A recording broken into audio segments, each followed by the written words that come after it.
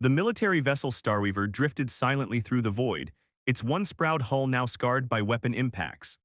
Inside the darkened bridge, Captain Nyxus Vrel fought to keep her eyes open as she monitored the failing life support systems. Her silver-scaled skin had lost its usual luster, and her four-fingered hands trembled as they moved across the control panels. The ship's computer displayed another warning in harsh red light: critical system failure imminent. Nyxus glanced at the stasis pods where her remaining crew lay suspended in emergency hibernation. Of her original crew of 30, only 8 had survived the ambush. The hegemony's attack had been ruthless and precise, targeting their advanced propulsion systems first, then methodically destroying their weapons and communications array. "Status report," she commanded, her voice barely above a whisper in the empty bridge. The ship's AI responded with deteriorating audio quality, life support at 18% capacity, hull integrity at 31%, engine systems non-functional, long-range communications offline. Nyxus closed her large, bioluminescent eyes. The situation had grown worse since yesterday. Their distress beacon continued broadcasting on all frequencies, but they had drifted far from any known trade routes or patrol paths. The nearest Centauri Alliance outpost was over 6,000 light-years away, might as well be on the other side of the galaxy. She pulled up the star charts again, though she'd memorized them days ago. Their section of space was largely unexplored, marked as Region 847 limited data available on official maps. The Starweaver had been on a classified mission to scout potential hegemony activity in this sector. Instead, they'd found themselves ambushed by a full battle fleet. "Computer, prepare quantum emergency beacon," Nyxus ordered. It was their last resort. The burst transmission would drain what little power remained, but might reach further than their conventional distress calls. "Warning, activating quantum beacon will reduce life support reserves by 40%, the computer announced. "Understood, proceed." Nyxus recorded a brief message, careful to encode it with diplomatic protocols rather than military ones. Their best chance now was to appeal for humanitarian aid rather than military assistance. The quantum burst fired into space, carrying their plea across vast distances instantaneously. Moving to the crew quarters, Nyxus checked each stasis pod individually. Her second-in-command, Technical Officer Vero Kesh, floated peacefully in suspended animation, unaware of their desperate situation. She placed her hand against the cold surface of his pod. "I'm sorry, old friend, I did everything I could." The temperature aboard the Starweaver continued dropping as Nyxus shut down non-essential systems. She put on a thermal suit and returned to the bridge, preparing for what she expected to be her final duty. The computer had made the calculations clear: there wasn't enough power to keep her conscious and maintain the stasis pods. Her crew would have a better chance of survival if she joined them in hibernation. "Computer, begin emergency stasis protocols for command pod," she ordered, recording one final log entry. "This is Captain Nyxus Vrel of the Centauri Alliance vessel Starweaver. To whoever finds this ship, we are peaceful explorers caught in a conflict not of our making. My crew acted with honor and courage. Remember us." As she made her way to the last functioning stasis pod, a new alert suddenly blared through the ship. The computer's voice crackled: "Unknown vessel detected. Design configuration not found in database. Approaching on intercept course." Nyxus rushed to the sensors, hope warring with caution. The approaching ship was unlike anything she'd ever seen, smaller than the Starweaver, with a peculiar design that seemed almost primitive by Alliance standards. Yet it moved with surprising grace. "Computer, analyze vessel capabilities," she ordered. "Limited analysis possible. Weapons systems present but not activated. Shield technology detect." The computer cut off as power fluctuated again. Nyxus watched the unknown ship draw closer. Their design suggested they weren't from any major galactic power, perhaps a newly spacefaring species. The thought almost made her laugh. To be rescued by a species so new to the stars they weren't even in Alliance databases. What were the chances? The ship was close enough now that she could see markings on its hull. Strange geometric symbols that must be their writing system. They were making no aggressive moves, instead carefully matching speed with the Starweaver. A transmission came through, badly distorted, but carrying what seemed to be a first contact protocol: simple mathematical sequences followed by basic greeting patterns. Whoever these people were, they were trying to communicate. Nyxus sent back the simplest response she could manage with their failing systems: a repeating pattern of prime numbers, followed by their universal distress code. The unknown ship responded immediately, their signals becoming more complex as they established basic communication. Through the viewport, Nyxus watched as the vessel maneuvered alongside the Starweaver with impressive skill. Their hull bore markings she could now partially make out, UES Pathfinder. Below it, in smaller script, United Earthship. Humans, she had heard rumors of them, a young species that had only recently achieved faster-than-light travel. They weren't supposed to be out this far. They weren't supposed to have ships capable of detecting their quantum beacon. They weren't supposed to be here at all. Yet here they were, responding to a distress call when no one else had come. As Nyxus watched the human ship extend its docking apparatus, she realized that sometimes the best hope comes from the most unexpected places. Perhaps these humans would prove to be exactly what they needed, helpers that the hegemony would never see coming. Captain Thomas Reed of the UES Pathfinder stood in his ship's airlock chamber, watching as his engineering team worked to establish a secure connection with the alien vessel. His weathered face reflected both concern and determination. 20 years of deep space exploration hadn't prepared him for this moment, humanity's first encounter with a clearly advanced civilization, and it had to be a rescue mission.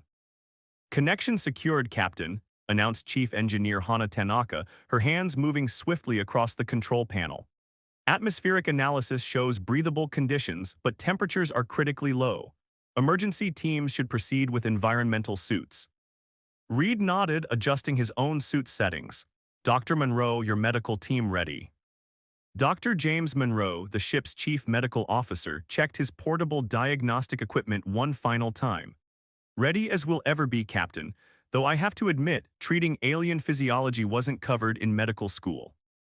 "Remember," Reed addressed the assembled rescue team, "we're dealing with technology far beyond our own. No unnecessary risks. Our priority is saving lives, everything else is secondary." The airlock cycled and they entered the alien vessel. Their helmet lights illuminated corridors that seemed to be made of some kind of metallic crystal, now dulled by emergency lighting and frost. The temperature was well below freezing, their breath visible even through their helmets. "Life signs detected ahead," Monroe reported, consulting his scanner. "One active, several in some form of suspended animation." They found Captain Nyxus Vrel on the bridge, her silver-scaled form barely conscious in the cold.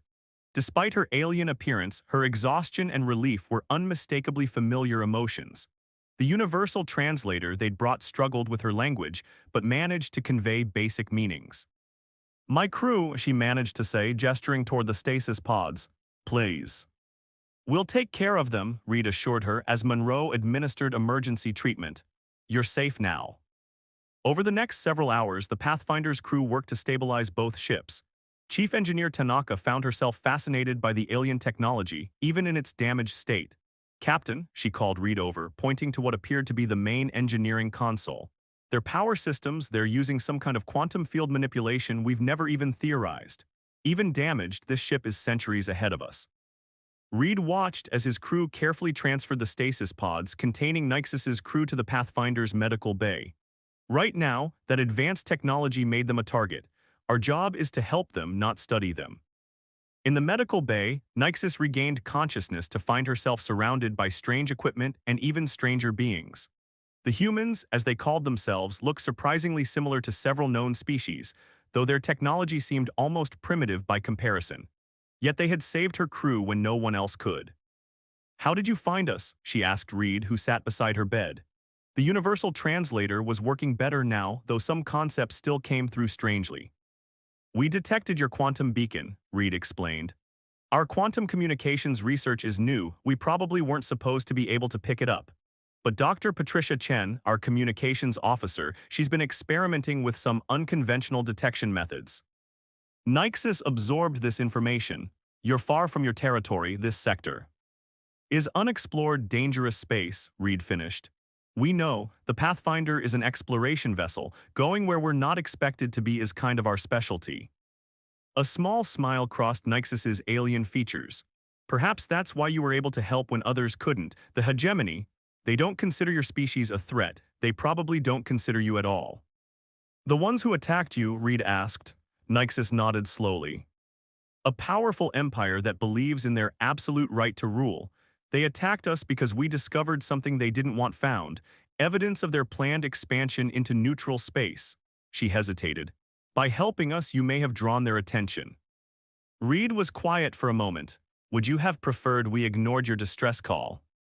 No, Nyxus replied immediately, but you should understand the risk. The hegemony will come looking for us when they do.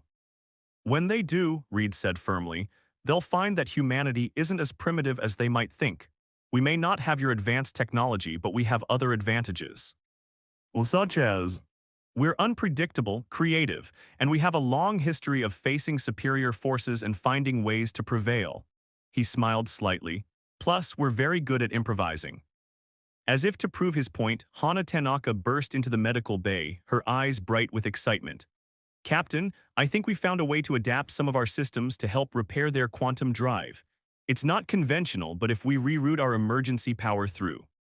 Reed held up a hand, stopping her enthusiastic explanation. Chief, breathe, is it safe? Relatively, I mean there's only a small chance of catastrophic quantum field collapse. Nyxus watched the exchange with growing amazement. These humans were willing to risk their advanced equipment to experiment with technology they barely understood, all to help strangers they just met. It defied everything she knew about emerging spacefaring species. A sudden alarm blared through both ships. Dr. Chen's voice came over the intercom. Captain, long-range sensors are picking up multiple ships entering the sector. Energy signatures match the weapon impacts on the Starweaver. Reed and Nyxus exchanged looks. The hegemony had found them sooner than expected. Now they would see if humanity's unconventional methods could stand against one of the galaxy's most powerful forces. As Reed rushed to the bridge, Nyxus realized that perhaps being rescued by this unexpected species wasn't just luck, it might have been exactly what they needed.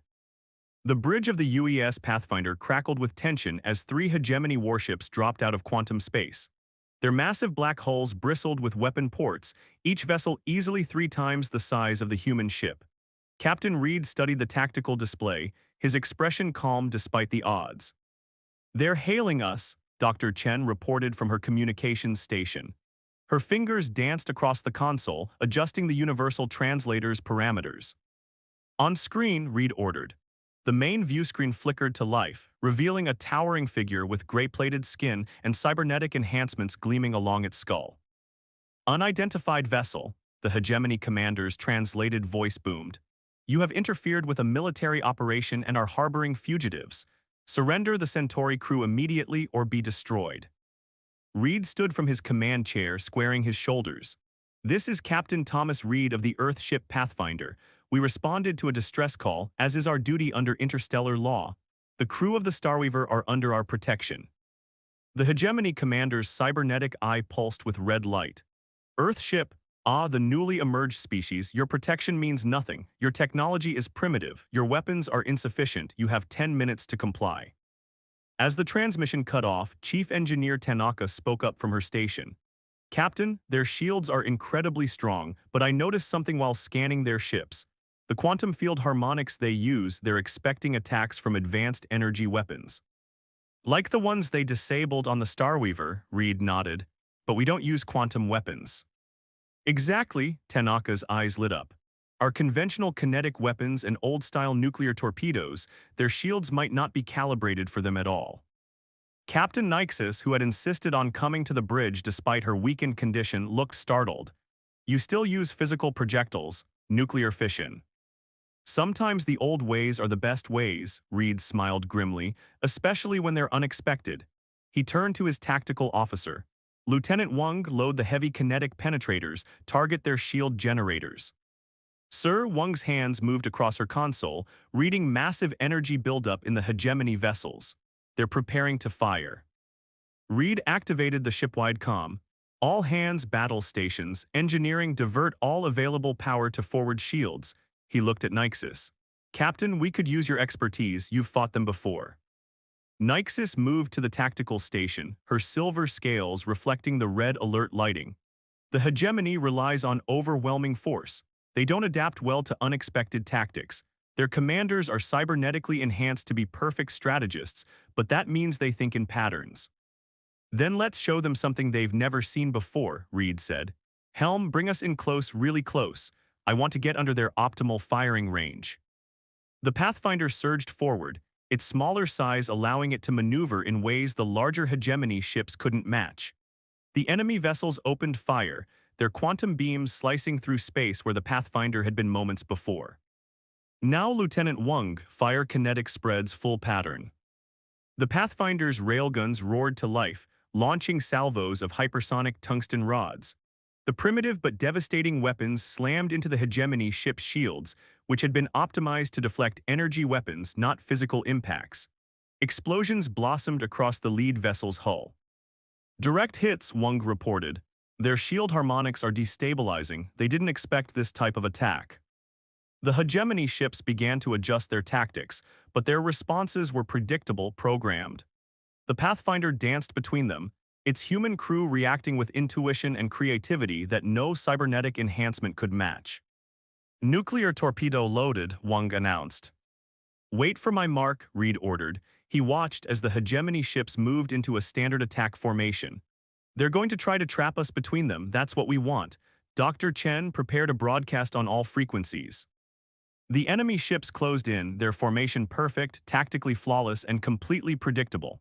Fire torpedo, then full reverse. The nuclear weapon shot forward just as the hegemony ships reached their optimal firing positions. Reed opened a channel. Hegemony vessels, suggest you adjust your shields for radiation surge in 3, 2, 1. The torpedo detonated, its primitive nuclear fury washing over the enemy ships. Their shields, designed to handle clean quantum energy weapons, offered little protection against the crude radiation and electromagnetic pulse of atomic fission. Systems crashed across all three vessels. Their shield generators are offline, Wang reported triumphantly, multiple systems failing. On the main view screen, the hegemony commander appeared again, his cybernetic implants sparking. Impossible, your weapons are obsolete. Obsolete doesn't mean ineffective, Reed replied calmly. Stand down your vessels. Unlike you, we'd prefer not to destroy ships that can't fight back. The commander's organic eye widened in genuine confusion. You're offering mercy after achieving tactical advantage. That's what civilized species do, Reed said, glancing at Nyxus. Now shall we discuss terms? The hegemony ships powered down their weapons. In the end, it hadn't been superior technology that won the day, but humanity's willingness to think differently, to use what others considered obsolete in unexpected ways. Nyxus watched in amazement as the human crew efficiently secured the surrender of ships that should have easily destroyed them. These humans weren't just unexpected saviors, they were showing the galaxy that sometimes the most effective force wasn't the most advanced one, but the one willing to think beyond conventional boundaries. As the adrenaline of battle faded, Reed turned to her with a slight smile. So, still think we're too primitive to be out here? Nyxus shook her head slowly. I think the galaxy isn't ready for what humanity brings to it, and that might be exactly what we need. The observation deck of the UES Pathfinder offered a stunning view of the disabled hegemony warships. Engineers in spacesuits moved between the vessels, securing docking clamps and power transfer cables. Captain Reed stood beside Captain Nyxus, both leaders watching the unprecedented cooperation between their crews.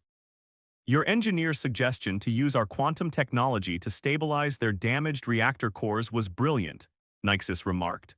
The hegemony would never have expected their prisoners to save them from a core breach. Chief Tanaka has a gift for making unlike things work together, Reed replied, though I suspect this is just the beginning of our challenges. He was right. Within hours, the quantum communication array picked up multiple transmissions from both Hegemony Space and the Centauri Alliance. News of the battle was spreading faster than light itself. Dr. Chen's voice came over the intercom. Captain, priority message from Earth Command. Admiral Harrison requests immediate conference. In the communications room, the holographic image of Admiral Harrison materialized. Her stern features showed both concern and curiosity. Captain Reed, your preliminary report reads like science fiction. A rescue mission turned first contact, followed by defeating 3 advanced warships using nuclear torpedoes. Yes, Admiral Reed. And now, Harrison continued, I'm receiving communiques from 2 different alien civilizations. The hegemony is demanding we hand over both ships and crews for proper processing. Meanwhile, the Centauri Alliance is offering humanity immediate diplomatic relations and technology exchange agreements. She leaned forward. Do you realize what you've done? Change the galaxy's balance of power, Admiral, Reed answered steadily, by proving that technological superiority isn't everything. Harrison was quiet for a moment. The Joint Chiefs are divided. Some want to avoid any further involvement in interstellar politics. Others see an opportunity to establish humanity's presence on the galactic stage. With respect, Admiral, we're already involved.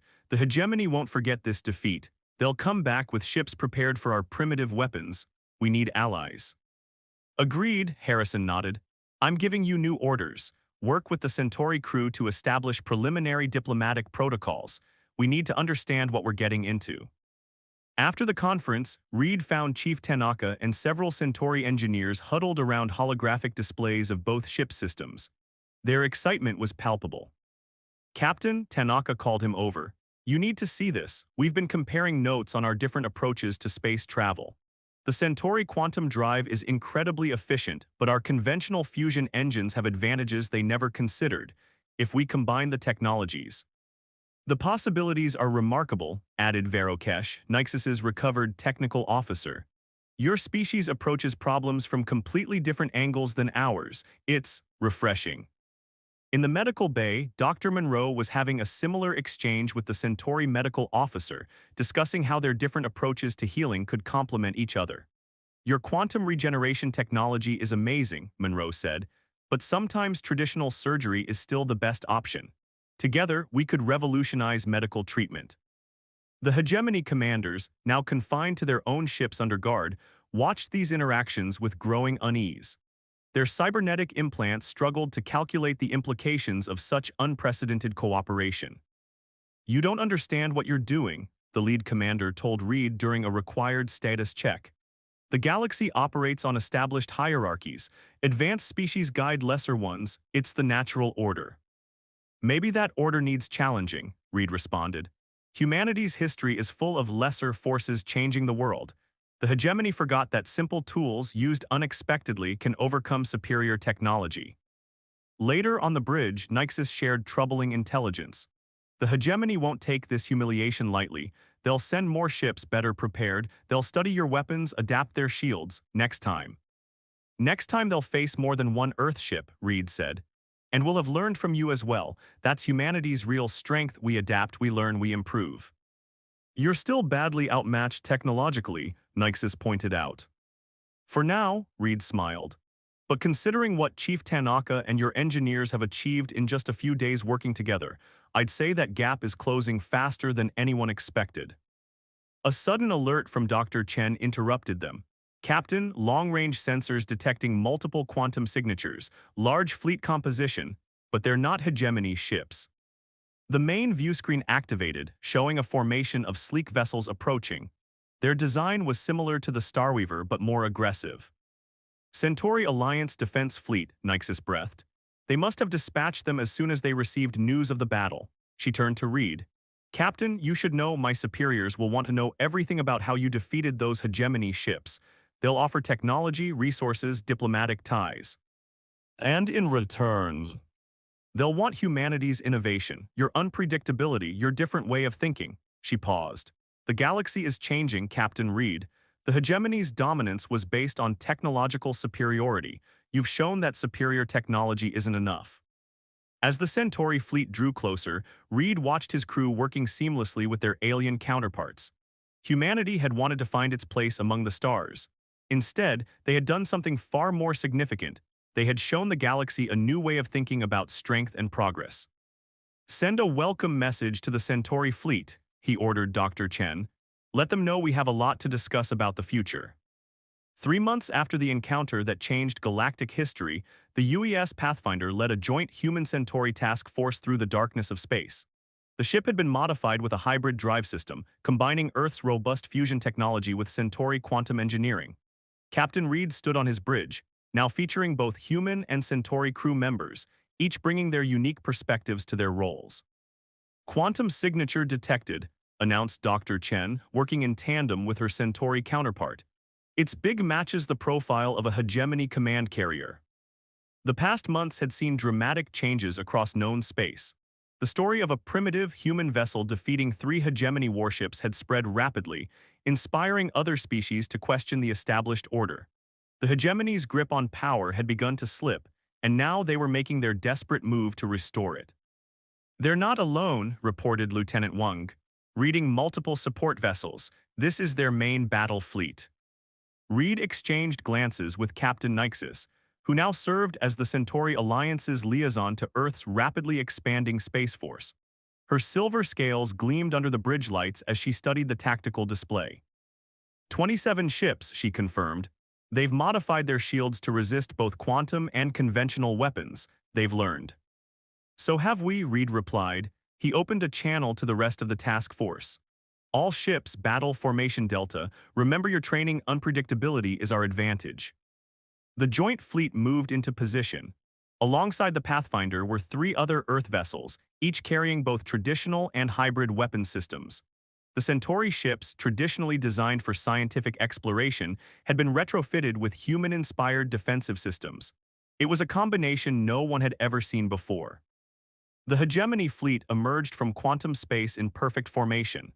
Their command carrier, a massive vessel that dwarfed even their regular warships, took center position. The enemy commander's transmission came through immediately. "This is Supreme Commander Voss of the Hegemony Empire. Your rebellion against the natural order ends here. Surrender now, or we will demonstrate true power." Reed stood from his command chair. "This isn't about power, Commander, it's about progress. Your natural order isn't natural at all, it's just fear of change dressed up as tradition." "You dare," the commander began, but Reed continued. "We dare because that's what humanity does. We dare to think differently, to try new things, to believe that cooperation is stronger than domination. And we're not alone anymore." As if on cue, Chief Tanaka's voice came over the comm. "Captain, quantum field generators ready. All ships report hybrid systems synchronized." The battle that followed would be studied in military academies across the galaxy for generations to come. The Hegemony fleet, for all its technological superiority, found itself facing an enemy that refused to follow conventional tactics.